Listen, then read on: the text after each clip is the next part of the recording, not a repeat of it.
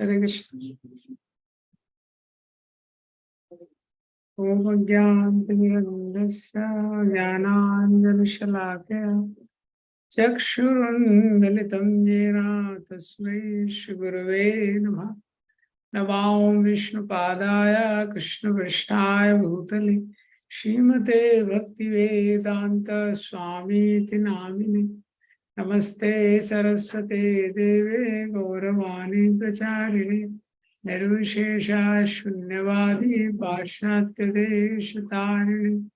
जय श्री कृष्ण चैतन्य प्रभु नित्यानंद श्री अद्वैत गदाधर शिवासादि गौर भक्तवृंद। हरे कृष्णा कृष्ण कृष्ण हरे हरे, हरे रामो राम रामो हरे हरे। हरे कृष्ण। तो हम लोग चर्चा कर रहे थे भगवत गीता के अध्याय 2 से। तो इस अध्याय में ये जो चौथा सेक्शन चल रहा है, ए फॉर आत्माराम। 2.54 में अर्जुन ने 4 प्रश्न किए। स्थित प्रज्ञश्च का भाषा समाधिस्थस्य केशवा स्थितिधिम किम प्रभाषेता किम आसीत व्रजेत किम। जो स्थित प्रज्ञ व्यक्ति होता है उसकी क्या भाषा, का भाषा मतलब उसके क्या लक्षण है। समाधिस्थस्य केशवा किम प्रभाषेत, कैसे वो बोलता है। किम आसीत, कैसे वो बैठता है। व्रजेत किम, कैसे वो चलता है। तो का भाषा का अर्थ है कि उसके क्या लक्षण है, कैसे बोलता है। संसार में जो अलग अलग परिस्थितियां उसके जीवन में आती है तो कैसे रिएक्ट करता है। किम आसीत व्रजेत किम। और ये संसार में अपनी इंद्रियों का, संसार इतने प्रलोभनों से भरा हुआ है तो इस संसार में रहते हुए अपनी इंद्रियों का निग्रह कैसे करता है। व्रजेत किम, और संसार में इंद्रियों को इंगेज कैसे करता है। तो उसका जनरल लक्षण, जो स्थित प्रज्ञ व्यक्ति है जिसकी मति भगवान में फिक्स है, जो जीवन मुक्त है, उसका जनरल लक्षण दिया हुआ है 2.55। उसके बाद वो कैसे बैठता है, वो कैसे बैठता है ये दिया है, और कैसे बोलता है किम प्रभाषित ये दिया है 2.58 से 2.656 और 57 में। वो कैसे बोलता है। दुखेशु अनुदिग्मना सुखेशु विगता स्पृहा। और 2.57 यस सर्वत्र भी स्नेह तत्त प्राप्त शुभाशुभ। तो 2.56 और 57 है, उसमें ये बताया है कि वो कैसे बोलता है, लेकिन उसमें उसके थॉट प्रोसेस का डिस्कशन है, क्योंकि जो थॉट्स हैं वही उसके वर्ड्स बनते हैं। फिर 2.58 से 63 जो कल सेक्शन देखा था उसमें है कि वो कैसे बैठता है, यानी अपनी इंद्रियों को कैसे निग्रह करता है संसार में रहते हुए। ये तो वो था 2.58 से 63। तो अब 2.64 से 72 जो फोर्थ सेक्शन है, इसमें क्या है। ब्रजेत किम। ब्रजेत किम मतलब वो कैसे चलता है संसार में रहते हुए, संसार में अपनी इंद्रियों को वो कैसे इंगेज करता है। तो 64 से 72 ये पढ़ेंगे। राग द्वेष विमुक्तस्तु विषयान इंद्रियश्चरन् आत्मवशेर्विधे आत्मा प्रसादम् अधिगच्छति। प्रसादे सर्वदुःखानां हानिर्यस्य प्रजायते प्रसन्नचेतसो याशु बुद्धि पर्यवतिष्ठते। इन्द्रियाणां हि चरतां यन्मनो विधि अनुविधीयते तदस्य हरति प्रज्ञां वायुर्नावं निवाम्भसि। तस्मादस्य महाबाहो निगृहीतानि सर्वशः इन्द्रियाणि इन्द्रियार्थेभ्यः तस्य प्रज्ञा प्रतिष्ठिता। यानशा सर्वभूतानां तस्यां जागृति संयमी। यस्यां जागृति भूतानि सा निशा पश्यतो मुनेः। आपूर्यमानम् अचलं प्रतिष्ठं समुद्रमापा प्रविशन्ति यद्वत् तद्वत् कामायं प्रविशन्ति सर्वे। स शान्तिमाप्नोति न काम कामी विहाय कामान् यत्सर्वान् पुमांश्यति निःस्पृहः निर्ममो निरहङ्कारा स शान्तिमधिगच्छति एषा ब्राह्मी स्थितिः पार्थ नयनां प्राप्य विमुह्यति स्थित्वा स्यन्तकालेऽपि ब्रह्मनिर्वाणमृच्छति। 64th verse राग द्वेष विमुक्तेषु विषयान् इंद्रियश्चरन्। ये 64th वर्ष है। राग द्वेष विमुक्तेषु विषयान् इंद्रियश्चरन्। तो ये संसार में जो ऐसा व्यक्ति है राग द्वेष विमुक्तेषु, राग और द्वेष से फ्री है वो। राग जो जो चीज हम पसंद करते हैं, लाइक और डिसलाइक, तो जिसको पसंद करते हैं, जिसके प्रति लाइक की भावना रहती है, उससे आसक्ति हो जाती है, और जहाँ डिसलाइक है उससे एवर्जन हो जाता है। राग और द्वेष, राग और द्वेष जो मुक्त है विषयान इंद्रियश्चरन्, और जो उसकी इंद्रियां हैं चरण, चरण मतलब भोगता हुआ, मतलब विषयों में लगी हुई इंद्रियां, ये लेकिन क्या है, राग और द्वेष से मुक्त है। आत्मवशेर विधेय आत्मा, और विधेय आत्मा आत्मवशेर, उसका जो माइंड है वो उसके नियंत्रण में, सम्यसिव है। प्रसादम अधिगच्छति, प्रसादम मतलब ये खाने वाला प्रसादम नहीं है, प्रसाद शब्द जो भगवान की कृपा है, वो भगवान की कृपा को प्राप्त करता है। विधेय आत्मा ये जो शब्द है, विधेय आत्मा का अर्थ है whose mind is submissive, उसका जो मन है वो उसके नियंत्रण में है।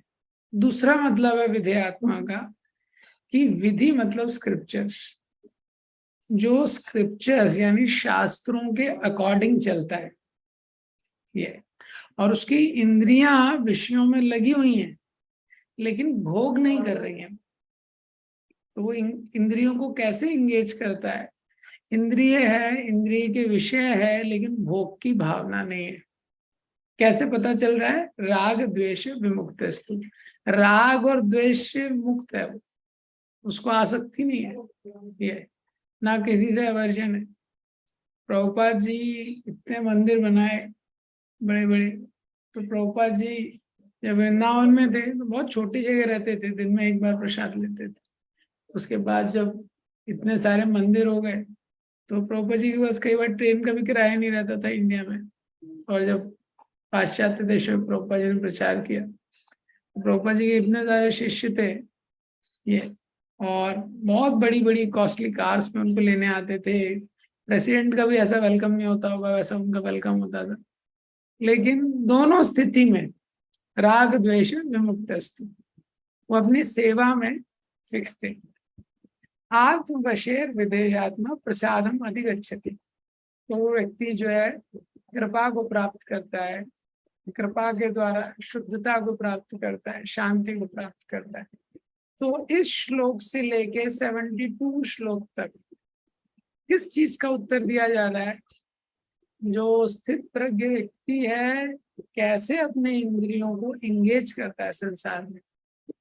तो इसमें विश्वनाथ चक्रवर्ती ठाकुर बताते हैं कि जब भोग की भावना जिसके हृदय से चली गई है, तो अगर वो इंद्रियों के विषयों को स्वीकार करता है तो उसमें कोई दोष नहीं है, ये क्योंकि उसकी आसक्ति नहीं है। तो प्रॉब्लम इंद्रियों के विषयों में नहीं है, एक्चुअली प्रॉब्लम है कि हमारा आसक्ति है उसमें, हम उसमें अटक जाते हैं ये। तो जो स्थित प्रज्ञ व्यक्ति है, he is accepting the renunciation of objects of renunciation of enjoyment of objects by withdrawing the senses। तो जिसमें भोग की भावना नहीं है, आप उसको इंद्रिय के विषय दे दो या इंद्रियों के जो विषय हैं सेंस ऑब्जेक्ट है उससे ले लो, तो फर्क नहीं पड़ता है। उदाहरण के लिए 2 उदाहरण दिए विश्वनाथ चक्रवर्ती ठाकुर ने, जैसे पुंडरीक विद्यानिधि है। पुंडरीक विद्यानिधि का उदाहरण आता है चैतन्य चरितामृत में। जब गदाधर पंडित उनको देखने जाते हैं तो वो देखते हैं कि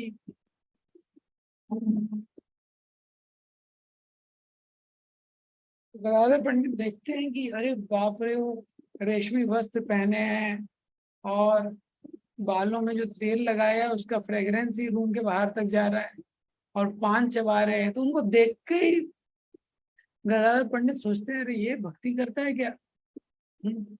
ऐसा उनको लगता है।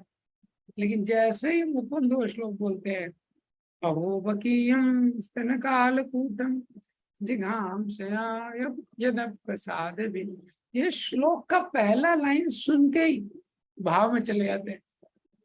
ये तो सारे इंद्रियों के विषय है, लेकिन उसमें उनकी आसक्ति नहीं है। और दूसरी तरफ एक जड़ भरत है, तो कोई इंद्रियों का विषय उन्होंने स्वीकार ही नहीं किया। कभी उन्होंने स्वीट राइस भी खाया नहीं होगा, तो जला हुआ चावल उनके जो रिलेटिव्स हैं वो देते थे, और कहाँ वो सो रहे हैं, कपड़ा कुछ पहनने के लिए नहीं है, धोती, वाइट धोती उनकी काली हो गई थी पूरी, उसको धोते ही नहीं थे। तो जब भोग की कामना नहीं है तो इंद्रियों का विषय है या नहीं है फर्क नहीं पड़ता है। तो पहले इसी अध्याय में बताया गया कि जो स्थित प्रज्ञ व्यक्ति है इंद्रियों का निग्रह कैसे करता है, इंद्रियों के विषय से इंद्रियों को दूर रखता है। और अब बता रहे हैं अगर इंद्रियों के विषय उसको प्राप्त हो भी गए, क्योंकि उसका माइंड सबमिसिव है, अफेक्ट नहीं होता। तो बलदेव विद्याभूषण लिखते हैं कि जिसका मन एक बार भगवान में लग गया है और कॉन्कर हो गया, even conquers the mind even if senses are not conquered, तो उसमें दोष नहीं है।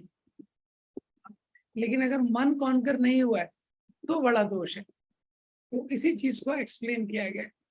प्रभुपाद जी तात्पर्य में लिखते हैं, बहुत सुंदर तात्पर्य है प्रभुपाद जी के, जो पूरा सेक्शन है 54 से 72, प्रभुपाद जी ने बहुत सुंदर तात्पर्य दिए हैं। प्रभुपाद जी बोलते हैं हम अपनी इंद्रियों को, one can not control senses bye artificial means, हम कृत्रिम तरीके से अपनी इंद्रियों को संयम या नियंत्रण में नहीं कर सकते हैं, जब तक कि हमारी इंद्रियां भगवान की प्रेममयी सेवा में नियोजित नहीं होती हैं, तब तक कभी भी व्यक्ति गिर सकता है।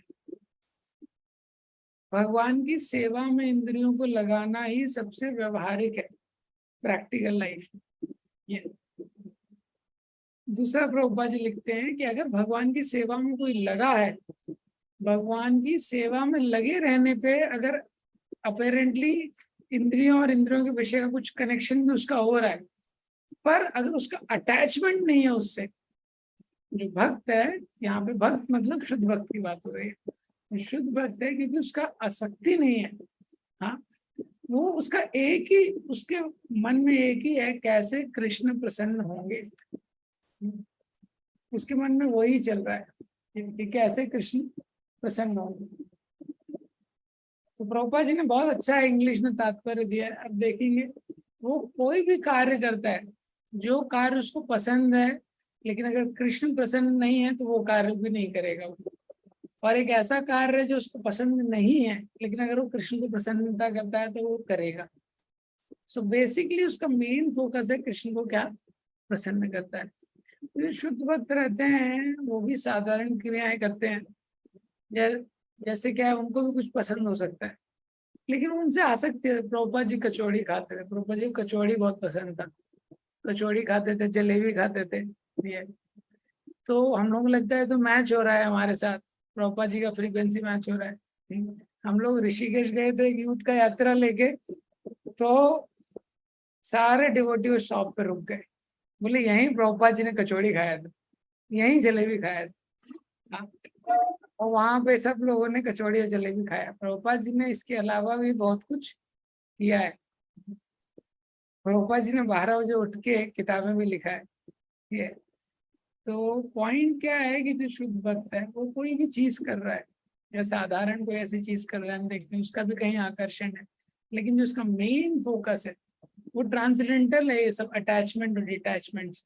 प्रभुपाद जी लिखते हैं तात्पर्य में, devotees transcendental to all attachment and detachment because he acts only under the direction of Krishna.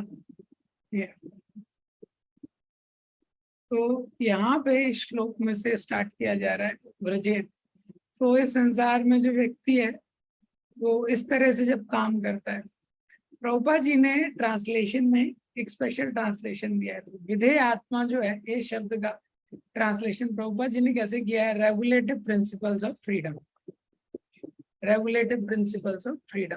और 2.64 यही वो श्लोक है जो भक्ति तीर्थ महाराज जब मॉर्निंग वॉक में जा रहे थे प्रभुपाद जी के साथ, प्रभुपाद जी ने ये श्लोक भक्ति तीर्थ महाराज को बोला। ये श्लोक सुनने के बाद राग द्वेष मुक्तेषु विषयान इंद्रियाश्चर आत्मशेर विदे आत्म प्रसादम अधिगच्छति। प्रभुपाद जी ने ट्रांसलेट किया है कि one who is free from aversion and attachment and follows the regulative principles of freedom, he can attain the complete mercy of the Lord. भगवान की पूरी कृपा को प्राप्त कर सकता है। तो यहाँ पे बताया गया है कि दो चीजें, विधेय आत्मा मतलब जो रूल्स और रेगुलेटिव प्रिंसिपल्स ऑफ फ्रीडम को फॉलो करता है। तो रेगुलेशन का मतलब है रिस्ट्रिक्शन जनरली, और रिस्ट्रिक्शन जहाँ होता है तो वहां तो फ्रीडम कम होती है।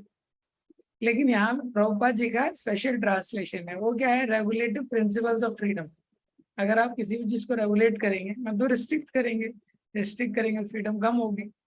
पर यहाँ पे बोल रहे हैं रेगुलेटिव प्रिंसिपल्स ऑफ फ्रीडम। तो ये शास्त्र का सिद्धांत है। शास्त्र में जो भी नियम दिए गए हैं वो रिस्ट्रिक्शन की तरह लगते हैं, लेकिन वो एक्चुअली फ्रीडम बढ़ाते हैं। क्योंकि क्या है, वो चीजों का जैसे उदाहरण दिया गया है, काइट है, तो जो पतंग आकाश में उड़ती है जब तक वो रिस्ट्रिक्टेड है थ्रेड के द्वारा तभी तक ऊपर जाती है। थ्रेड अगर कट गया तो नीचे आ जाएगी थोड़े टाइम बाद। इसी तरह जब शास्त्र में जो रूल्स दिए हैं ये रूल्स हमको फ्री करने के लिए, फ्रीडम के लिए। तो थोड़े समय के लिए रिस्ट्रिक्शन लगता है लेकिन बाद में हमको फ्री करते हैं। दूसरा जो चीज बताया गया यहाँ पे कि राग और द्वेष से विमुक्त है।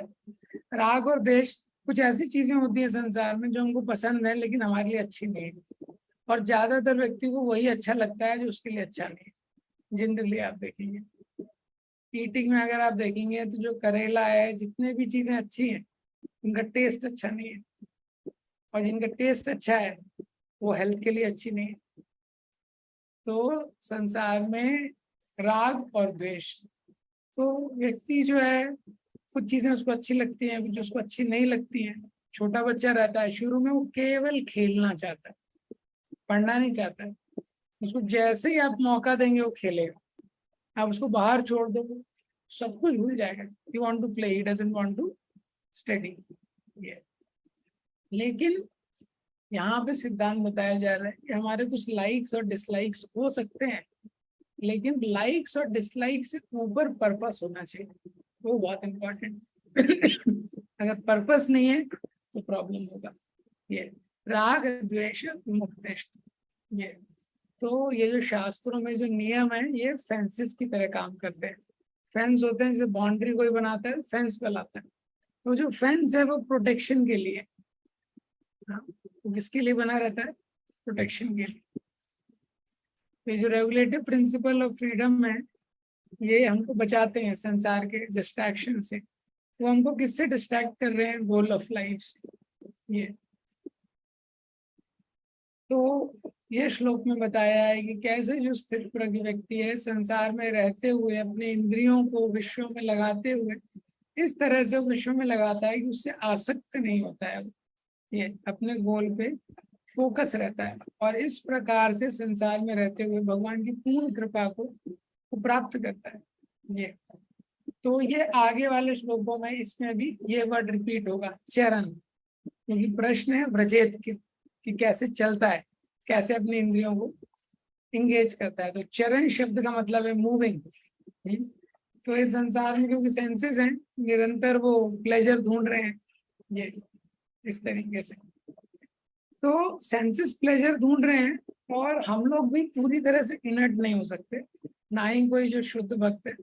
राग और द्वेष से मुक्त होने का मतलब ऐसा नहीं है कि वो न्यूट्रल हो जाएगा, वो व्यक्ति स्टैचू हो जाएगा, उसका कुछ लाइक डिसलाइक ही नहीं है। हम देखते हैं भगवान को भी मक्खन पसंद है, भगवान के जो शुद्ध भक्त हैं उनमें भी इमोशंस हैं, उनमें भी फीलिंग है, कुछ चीजें उनको पसंद है, कुछ चीजें उनको पसंद नहीं है, इस प्रकार से। लेकिन पॉइंट यहाँ पे क्या है, एसेंशियल पॉइंट कि उसका गोल फिक्स रहता है। जैसे उदाहरण दिया गया है कि अगर एक रूल नहीं लगाएंगे, एक रिस्ट्रिक्शन नहीं लगाएंगे, एक रेगुलेशन नहीं लगाएंगे तो क्या होगा, गोल से गोल छूट जाएगा व्यक्ति का। एग्जाम्पल दिया है चैरियट की, जो एनालॉजी है, चैरियट का मेटाफर है कि जैसे जो 5 घोड़े हैं वो रथ पे, वो 5 घोड़े किसको क्या रिप्रेजेंट करते हैं? 5 इंद्रिया। और उसके बाद जो उसका रस्सी है वो क्या है? माइंड है। उसके बाद एक इंटेलिजेंस है जो चला रहा है, और जो पैसेंजर है वो सोल है। अगर 5 घोड़े 5 डायरेक्शन में जाने लगे तो सोल की क्या स्थिति होगी? सोल की दुर्गति हो जाएगी। हाँ, अगर वो अलग अलग डायरेक्शन में सब जाने लगे। इसीलिए रेगुलेशन की आवश्यकता है। तो रेगुलेशन की आवश्यकता होगी तभी वो हमको हमारे उद्देश्य की तरफ लेके जाएंगे। ये पॉइंट है। अब इसके आगे बताते हैं इसका रिजल्ट क्या होगा। व्यक्ति अगर 2.64 के अकॉर्डिंग अपनी लाइफ को मोल्ड करे, हाँ, तो 2.64 का मेन एसेंस है कि वो व्यक्ति जो है सेंसेस को एंगेज भी करता है लेकिन गोल के सबऑर्डिनेट रहता है सब कुछ। ये वो अपने गोल पे बहुत फोकस रहता है जो स्थित प्रज्ञ व्यक्ति है। ऐसा उसकी जो डिजायर करने की जो पूरी एनर्जी है वो मटेरियल लेवल पे डिसिपेट नहीं होती है। व्यवसाय आत्मिका बुद्धि एक पूर्वनंदन 2.41 फोकस रहता है। प्रसादे सर्व दुखानां हानिर्यस्सुपजायते प्रसन्न चेतसा बुद्धि परिवतिष्ठते। प्रसादे सर्व दुखानां, तो 2.64 में क्या बोला है? प्रसादम अधिगच्छति, उसको प्रसाद मिलता है। प्रसाद मतलब भगवान की कृपा मिलती है। प्रसाद मिलने से, भगवान की कृपा प्राप्त होने से क्या होता है? सर्व दुखानां, सारे जो दुख होते हैं, जितने भी मिजरीज हैं, हानि यस, हानि का मतलब है एंड हो जाती है। जितने जो दुख हैं, मिजरीज हैं, कष्ट हैं, कृपा से एंड हो जाते हैं। हानि यस उपजायते, तो जितने दुख है उनका अंत हो जाता है। जब दुख का अंत हो जाता है और क्या होता है? प्रसन्न चेतसा ही आशु, प्रसन्न चेतसा, उसका मन प्रसन्न हो जाता है, उसकी कॉन्शियसनेस ब्लिसफुल हो जाती है। आशु मतलब जल्दी, ज्यादा टाइम नहीं लगता। एक बार 2.64 फॉलो हो गया तो एकदम तुरंत हो जाता है। बुद्धि परिवतिष्ठते, और उसकी जो इंटेलिजेंस है परिवतिष्ठते, पर्याप्त रूप से स्थिर हो जाती है। प्रॉपर जी ने इसका ट्रांसलेशन दिया। तो भगवान वही कंटिन्यू कर रहे हैं पिछले साल में, पिछले श्लोक में जो बोला था, आत्मवशेर विधेयात्मा।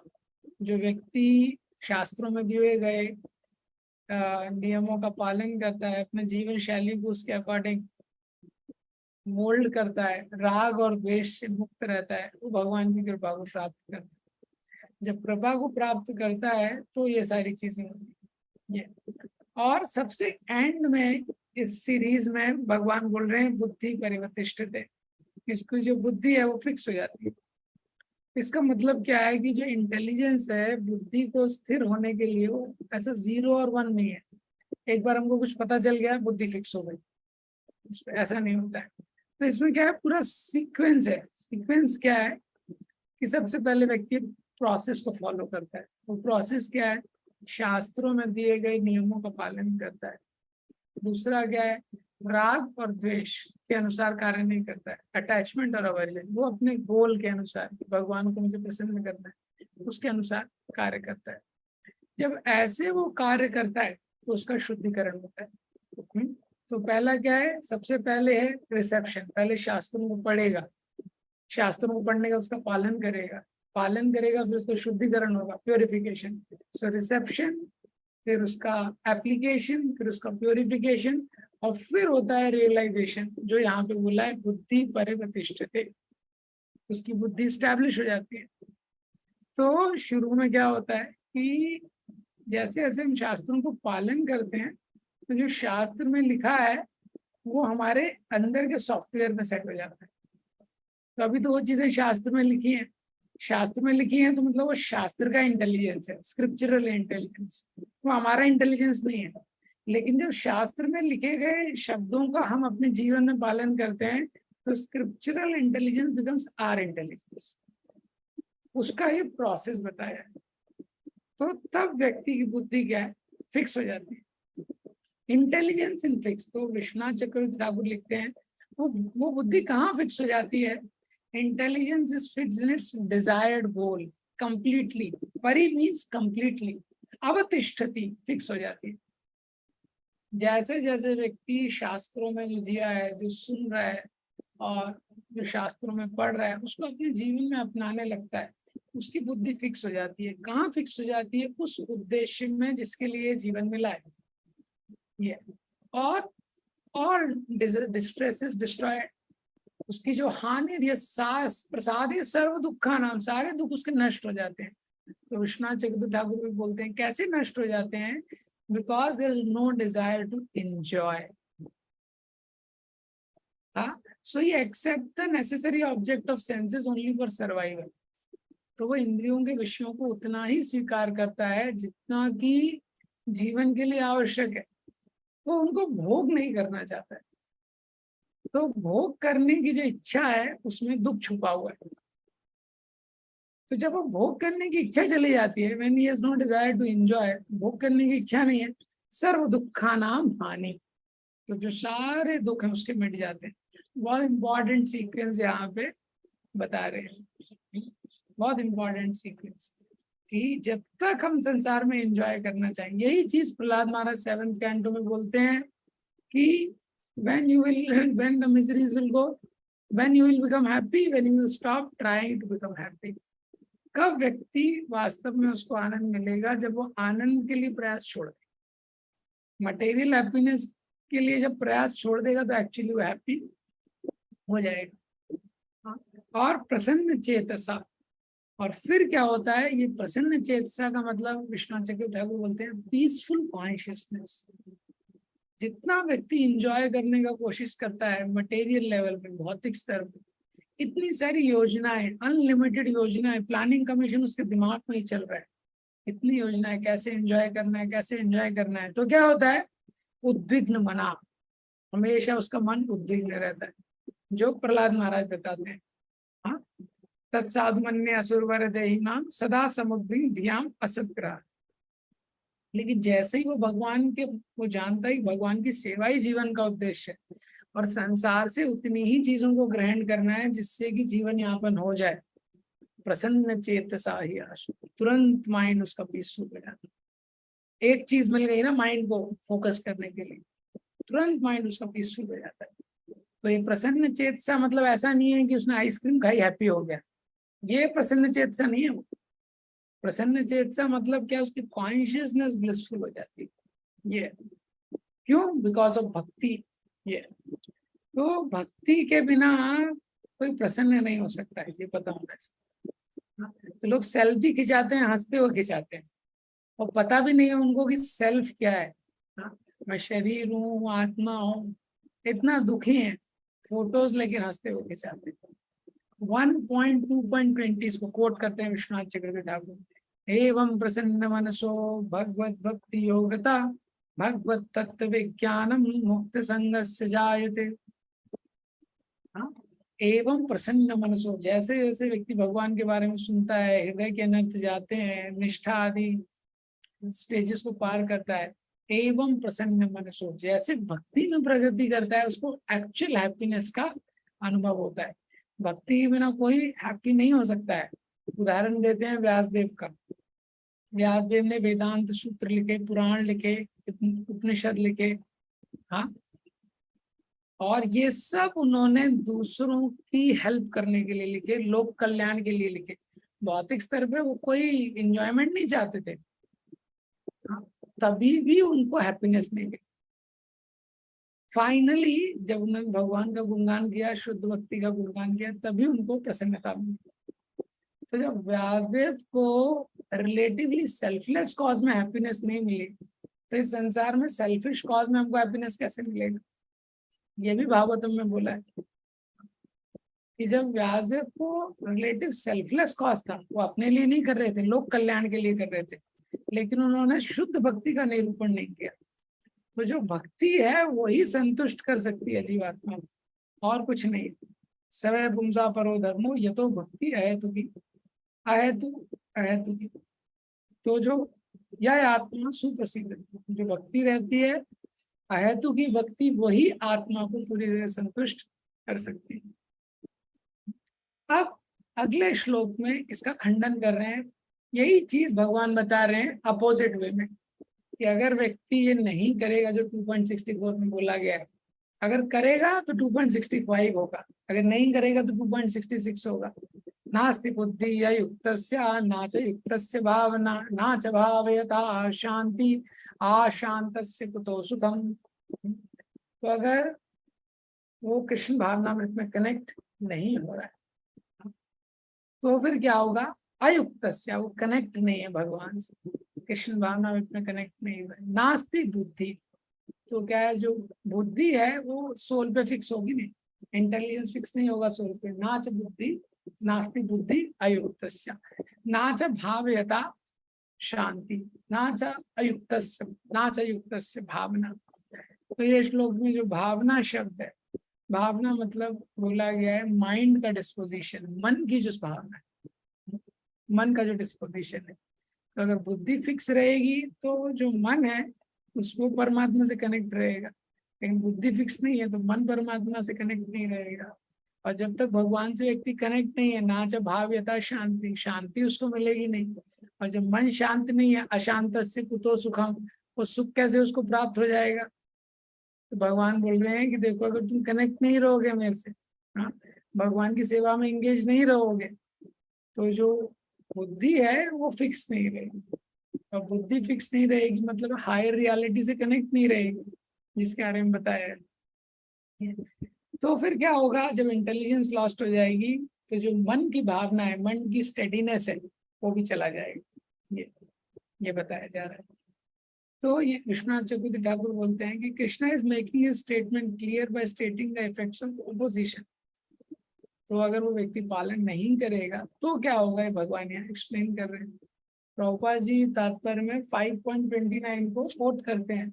वास्तव में किसी भी व्यक्ति को संसार में अगर शांति चाहिए तो क्या है, भोक्ता राम यज्ञ तपसाम सर्वलोक महेश्वरम सुहृदम सर्वभूतानाम ज्ञात्वा माम शांति रक्षित। शांति के लिए यही तरीका है, जब व्यक्ति समझ जाए कि मैं सेवक हूँ, भगवान स्वामी है। कैसे स्वामी है, भोक्ता राम, वही इंजॉयर है। सर्व भोक्ता राम यज्ञ तपसाम, वही इंजॉयर है, वही प्रोप्रीटर है, वही कंट्रोलर है, वो नियंत्रण करने वाले हैं, वो भोक्ता है, वही सारी चीजों के मालिक है। प्रभुपाद जी लिखते हैं, disturbance is due to a want of an ultimate गोल।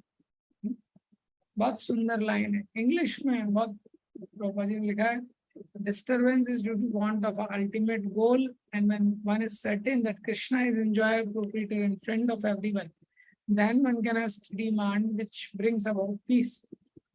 तो व्यक्ति इतना चिंतित है, क्यों चिंतित है, उसके लिए उसका कोई गोल ही नहीं है, इसलिए इतना डिस्टर्ब है। तो क्योंकि अल्टीमेट गोल नहीं है, कैसे वो पीसफुल रह सकता है।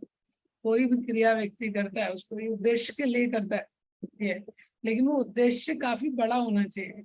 अगर उद्देश्य बहुत छोटा सा उद्देश्य है तो हमेशा विचलित रहेगा, ये उसको संतुष्ट नहीं कर पाएगा।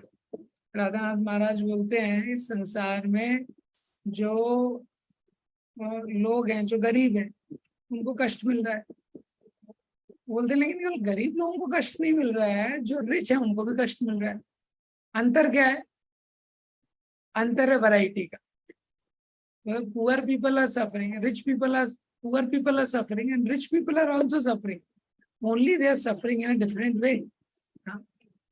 तो यहाँ भी बताया है कि जब तक उसको भगवान की कृपा नहीं मिलेगी तब तक प्रसन्न चेतसा ही आशु, वो उसके साथ नहीं होने वाला है। एक्चुअली भक्ति और भौतिक जगत में क्या होता है कि भौतिक जगत में जब वो भक्ति को स्पिरिचुअल कॉन्शियसनेस में रहता है, स्पिरिचुअल हैप्पीनेस का अनुभव करता है, तो स्पिरिचुअल हैप्पीनेस कैसा है, अनलिमिटेड है और फुल ऑफ वैरायटी है। तो आध्यात्मिक जगत में बहुत इंजॉयमेंट है, वो आध्यात्मिक है और विविधता से भरा हुआ है। और जो भौतिक जगत है इसमें एक ही फ्रूट है जिसको बोलते हैं मिजरी, और उसमें वैरायटी है। भौतिक जगत है इसमें क्या है, दुख का वैरायटी। आध्यात्मिक जगत है उसमें आध्यात्मिक आनंद का वैरायटी है। तो इसीलिए भगवान को छोड़ के व्यक्ति कभी भी संतुष्ट नहीं हो सकता। तो जब व्यक्ति भक्ति करता है, भक्ति के इनिशियल स्टेज में आप देखेंगे इन सब में प्रभुपाद जी ने लिखा है कि हमको स्पिरिचुअल लाइफ प्रैक्टिस करना है, भगवान की सेवा में करना है और गाइडेंस में करना है। तो जब हमारी इंटेलिजेंस स्पिरिचुअल हो जाएगी, जब स्क्रिप्चर की इंटेलिजेंस हमारी इंटेलिजेंस हो जाएगी, तो व्यक्ति फिक्स हो जाएगा। तो इनिशियल स्टेज में हम अपनी बुद्धि को भी ट्रस्ट नहीं कर सकते, क्योंकि हमारी बुद्धि अभी लस्टी है, भोग की प्लानिंग कर रही है। इसीलिए हमको शेल्टर लेना पड़ता है स्क्रिप्चर्स का, शास्त्रों का आश्रय लेना पड़ता है। तो इंटेलिजेंस का मतलब हमारे स्तर पे क्या होना चाहिए? हाँ, वर्किंग अंडर गुरु साधु शास्त्र, गुरु साधु और शास्त्रों का आश्रय लेना। ये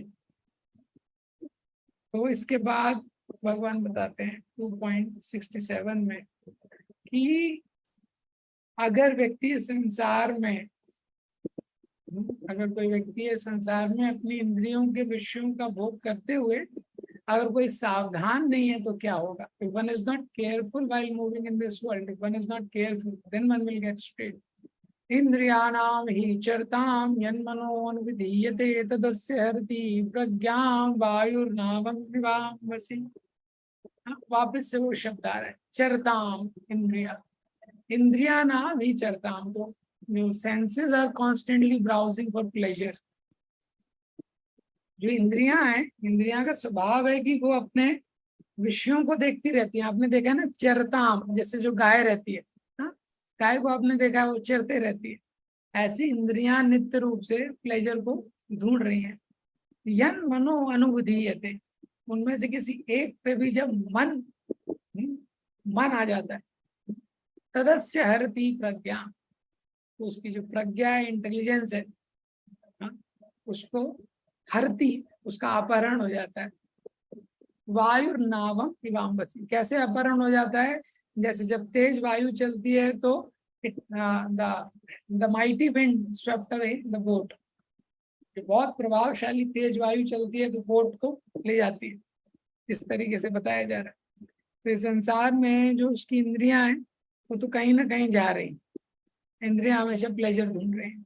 अब उनमें से किसी एक इंद्रिय पे जिसमें भी मन आ जाता है, तो इंद्रियां हैं, इंद्रियों के पीछे इंद्रियां मन को बोलती हैं तू भी आजा मेरे साथ।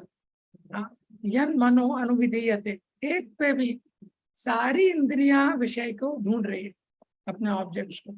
आंख है, नाक है, कर्म इंद्रिय है, ज्ञान इंद्रिय है, आंख, नाक, जीवा आदि, इनमें से एक पे भी मन आ जाता है, तदस्य हरति प्रज्ञा, हरति, तो मन जो इंटेलिजेंस है उसका अपहरण हो जाता है। तो 2.60 में भी यथे तो अभी पुरुष से विपश्चिता, 2.44 में जैसे बोला है भोग ऐश्वर्य प्रसक्ता नाम तया अपहर्त चेतसा, वहां पे भी यही श्लोक में वही चीज बताया, अपहर्त चेतसा। अपहर्त चेतसम मतलब हरा जो रूट है, हरा शब्द का मतलब है टू स्टील अवे। यत तो अभी कौन्तेया पुरुषस्य विपश्चिता इंद्रियाणि प्रमाथीनि हरंती प्रसवम मना, 2.60 में भी यही वर्ड आया, हरंती, कि जो व्यक्ति है जिसका डिस्क्रिमिनेशन है उसका भी मन लेकिन हर लेती। तो यहाँ पे सिद्धांत क्या बताया गया है कि जैसे 2.58 में बताया है कि इंद्रियों को कंट्रोल कैसे करना चाहिए, यहाँ पे मेटाफर दिया है कि how sense control can be lost, कि सेंस कंट्रोल कैसे लूज हो सकता है व्यक्ति का। तो जो सेंस ऑब्जेक्ट्स रहते हैं, external sense object, it creates a wind of passion. तो विश्वनाथ चक्रवर्ती ठाकुर इसमें बताते हैं कि जो 2.65 में जो ऐसा व्यक्ति है जिसका इंटेलिजेंस भगवान से कनेक्ट नहीं है, और जब इंटेलिजेंस भगवान से कनेक्ट नहीं है, नास्ति बुद्धि अयुक्त नाचा भाव था, और उसका जो माइंड है वो स्टेडी नहीं है, ये तो उसके जो इंद्रियां हैं 2.67 में बताया है, जो 2.66 का नेक्स्ट है 2.67, उसकी जो इंद्रियां हैं they are constantly browsing for pleasure. So 2.64 में बताया है जिसकी इंद्रियां कंट्रोल है, राग और द्वेष से फ्री है, उसका रिजल्ट है 2.65। फिर 2.66 में बताया है जिसकी बुद्धि कनेक्टेड नहीं है भगवान से, जिसका मन स्टेडी नहीं है, उसकी क्या स्थिति है? इंद्रियां जो है कॉन्स्टेंटली ब्राउजिंग फॉर प्लेजर। उनमें से एक भी इंद्रिय पे मन आ जाता है, mind follows after sense object, एक भी इंद्रिय पे आ जाता है माइंड। तो क्या होता है फिर इंटेलिजेंस में चली जाती है। तो इंद्रिय विषय के पीछे जाती है, इंद्रिय मन को बोलती है तू भी मेरे साथ आ जा, तो मन भी आ जाता है, और मन बोलता है फिर इंटेलिजेंस को तू भी मेरे साथ आ जा, तो वो इंटेलिजेंस भी साथ में आ जाती है। तो ऐसा सीक्वेंस उसका पूरा उल्टा हो जाता है। ये तो बलदेव विद्याभूषण बताते हैं कि ये जो फॉल्ट्स है, ये श्लोक बताता है faults arising from lack of mind control arising from not absorbing the mind in Krishna. तो अगर हम 2.64 का पालन नहीं करेंगे, माइंड अगर भगवान और भगवान की सेवा में एब्सॉर्ब नहीं है, ये तो सेंसेस का ये स्वभाव है, तो कॉन्स्टेंटली जैसे हम लोग इंटरनेट पे ब्राउज करते हैं, चैनल्स पे ब्राउज करते हैं, सेंसेस कॉन्स्टेंटली ब्राउज करते हैं प्लेजर के लिए। जैसे आपने देखा है घर के किसी रूम में जब चूहा आ जाता है, तो देखते हैं वो चूहा आ जाता है तो दुखी कर देता है वो, तो वो देखते रहेगा, फिर जैसे आपको देखेगा फिर अंदर चला जाएगा, फिर देखते रहेगा वो कॉन्स्टेंटली। और आपने जैसे लाइट बंद किया, दरवाजा बंद किया हो, तुरंत फिर चूहा निकल के आएगा। वो कैसे ब्राउज करता है प्लेजर के लिए, ऐसे ही इंद्रियों का स्वभाव कॉन्स्टेंटली क्या है, सेंसेस आर कॉन्स्टेंटली वॉन्डरिंग। तो क्या होता है उसकी जो प्रज्ञा है, इंटेलिजेंस, उसको ले लेते हैं। उदाहरण दिया है बोट का, तो अगर कोई नाव है वो समुद्र में है, और उस समुद्र में अगर तूफान आ गया तो बोट उसको हैंडल नहीं कर सकती है। इसी तरह ये भवसागर है। तो क्योंकि जब तूफान आता है तो इतनी तेज हवा आती है, हाँ, तो जो कोई भी जहाज है वो टिक नहीं सकता है। इसी तरह जो भवसागर है, ये भवसागर में विंड क्या है, हवा क्या है, ये डिजायर्स। ये जो डिजायर्स है, डिजायर्स की हवा है, इतनी इच्छाएं। तो व्यक्ति को इसलिए पता रहना चाहिए कि मैं कहाँ वीक हूँ। हर व्यक्ति को पता रहना चाहिए कौन कौन सी मेरी डिजायर्स हैं, किस एरिया में मैं वीक हूँ, ये। और उसको पता रहना चाहिए उस एरिया के साथ में हैंडल। कोई भी व्यक्ति अगर अपने वीकनेस को टेस्ट करेगा तो फेल होगा।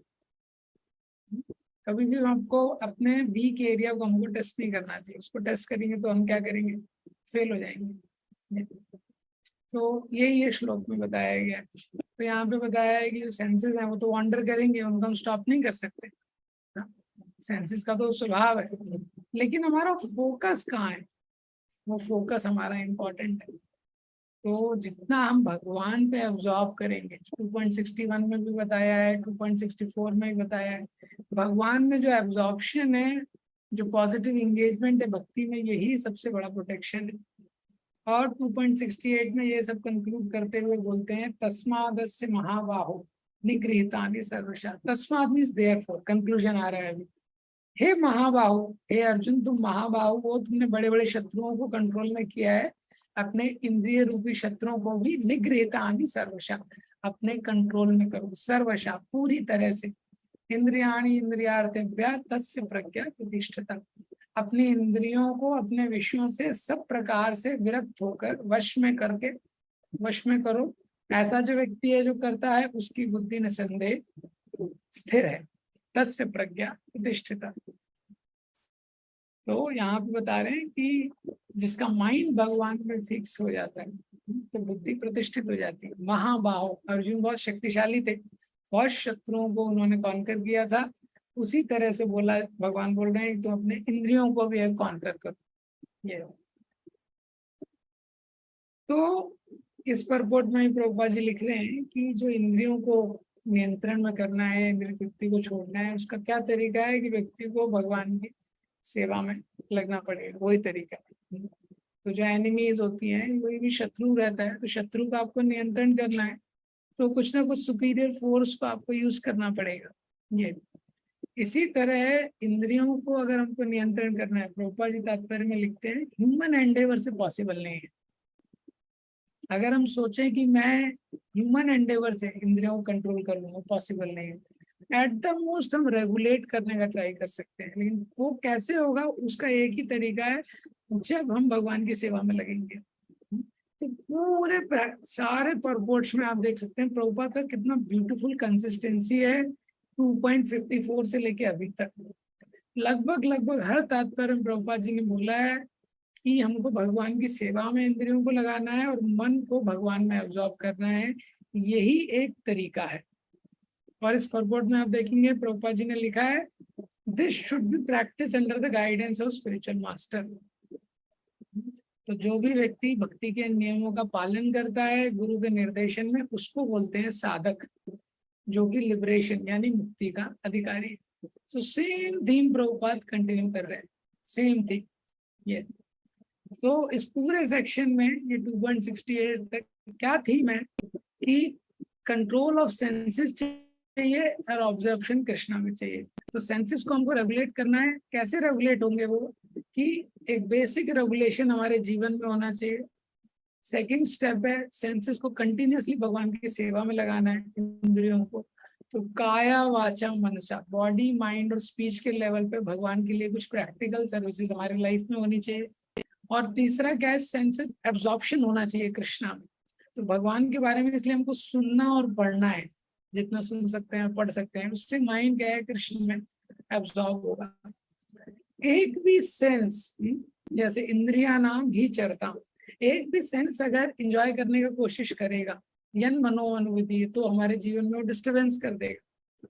तो दुर्गम कतस्थो कवियो वदंती, भक्ति का पाथ क्या है, जितना इजी है लेकिन डेलिकेट भी है। व्यक्ति का फोकस अगर बहुत अच्छा है तो वो व्यक्ति कर सकता है, नहीं तो एक भी इंद्रिय एंजॉय करने की कोशिश करेगी तो क्या है, वो डिस्टर्ब कर देगी। इसलिए 2.40 में भक्ति की महानता के बारे में बताया है, नेहा विक्रम नाशोस्ति। लेकिन 2.41 में बताया है वो भक्ति कैसे करनी है। व्यवसायत्मिका बुद्धि एक नंदन, एक उद्देश्य होना चाहिए व्यक्ति का कि मुझे भगवान को प्रसन्न करना है, मुझे स्पिरिचुअल मास्टर को प्रसन्न करना है, ये उसका उद्देश्य होना चाहिए। Then things will become easy. तो इस संसार में जीव का स्वभाव है, चींटी से लेके अमेरिका के प्रेसिडेंट तक हर व्यक्ति क्या है, आनंद को खोज रहा है। जो टेररिस्ट है, जो सैडिस्ट, वो इतने लोगों को मार रहे हैं, क्यों? वो आनंद को खोज रहे हैं, उनको लगता है कि शायद इससे मुझे प्लेजर मिलेगा। जो फिलेंथ्रोपिस्ट है वो कुछ लोगों को बचा रहा है, उसको लग रहा है कि सोशल सर्विस से मुझे प्लेजर मिलेगा। हर व्यक्ति एक ही रीजन के लिए काम कर रहा है, प्लेजर के लिए। लेकिन ये संसार में व्यक्ति को पता नहीं है कि वो आनंद कहाँ है।